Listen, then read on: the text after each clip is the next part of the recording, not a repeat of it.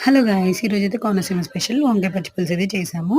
వంకాయలు బాగా కాల్చుకున్న తర్వాత దానికి నెయ్యి రాసేసి కాల్చాలి. తర్వాత పొట్టు తీసేసి కొంచెం మ్యాష్ చేసుకొని, ఈలోపు బాణీ పెట్టుకొని ఆయిల్‌లో జీలకర్ర, పచ్చిమిరపకాయలు, టమాటాలు వేసుకొని మగ్గిన తర్వాత సైడ్‌లో వేడి నీళ్లలో చింతపండు నానబెట్టుకోవాలి పులుసు కోసము. ఇవన్నీ మగ్గిన తర్వాత ఇందులో వంకాయ ఏసి కొంతసేపు ఫ్రై అయిన తర్వాత అంటే మగ్గిన తర్వాత ఆయిల్‌లో బాగా పప్పు గుత్తి తీసుకొని కచ్చపచ్చగా దంచుకొని చింతపండు పులుసు అందులో ఏసి ఉల్లిపాయలు వేసుకుంటే చాలా బావుంటది. మా సైడ్ అట్టే